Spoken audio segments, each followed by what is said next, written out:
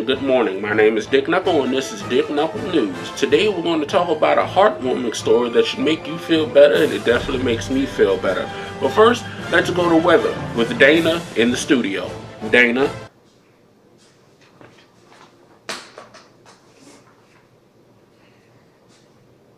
Hey there, Dick. Dayna here.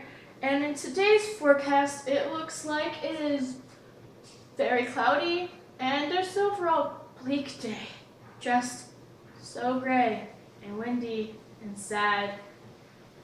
Just like my life.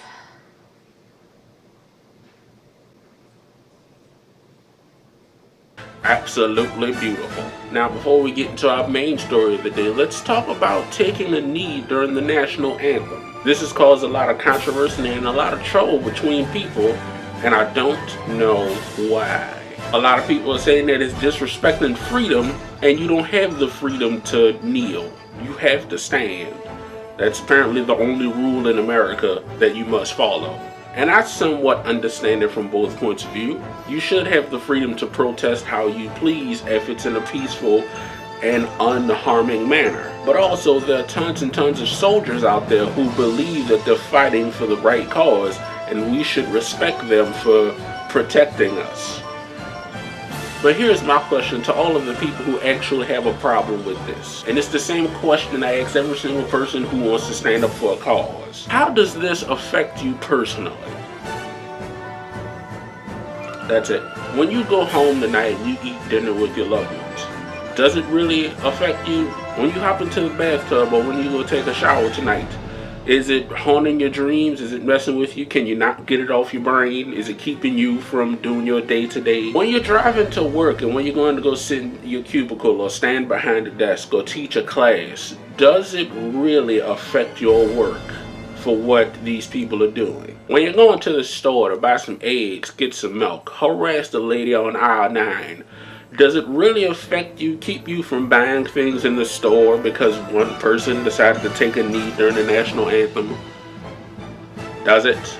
And I can guarantee you that 99.99999% of the time, the answer is no. This has nothing to do with your life whatsoever. It doesn't affect anything that you do from your day to day. It doesn't affect how you feel. It doesn't affect the way you think. It doesn't affect anything you do. So why do you care?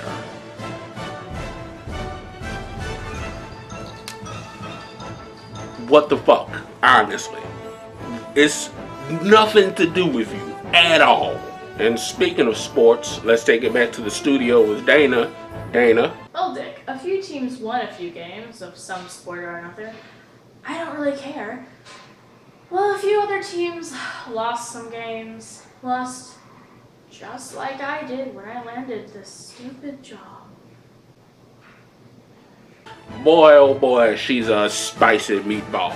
Now, our uplifting story of the day. A 12-year-old boy in Alberta, Canada, tried to stab another young boy, but he ran away and the boy was caught and brought to prison. Now, that's not the uplifting part. That's the sad part. The uplifting part is what the judge decided to do. The judge asked the young man, "What are your aspirations? What are your dreams?" And the 12-year-old boy replied saying, "I love playing basketball. I don't have one, I'm not on a team, but I love playing basketball." And guess what the judge did? He sentenced the young man to probation. And every day, for 5 hours a day, he must practice basketball. And then a deputy or a constable or police officer, I don't know what they call them up there in Canada, was ordered to buy the young man a basketball so he could practice every day for 5 hours during his probation. Yep.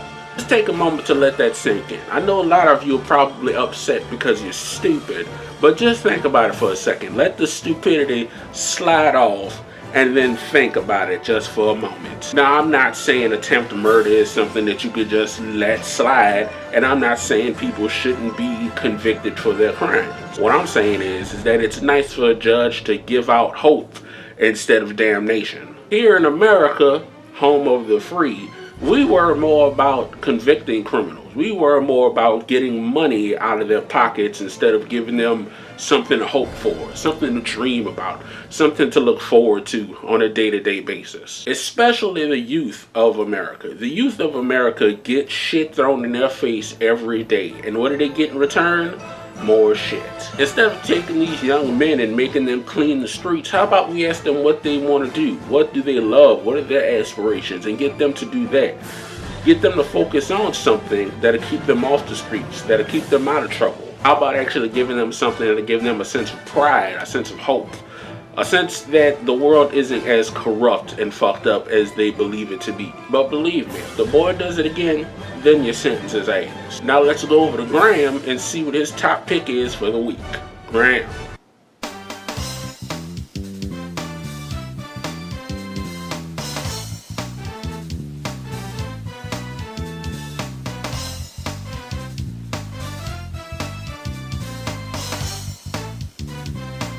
Alright folks, now before we close out in the door, let's check traffic to see if you can make it home on time. Let's get back to the studio with Dayna. Still there? Well, Dick, it looks like the main highway is bumper to bumper with traffic, which means no one is getting home on time or is able to leave work properly, even if they wanted to. And trust me, I really fucking want to, because this place is a hellhole and I don't even know why I accepted this job. Tim just fell off the table. God damn it, I'm done. I quit. I resign. Look like she's gonna fit in perfectly. But that's it for today, folks. This has been Dick Knuckle, and this is Dick Knuckle News. Why I say it, and you damn sure better listen.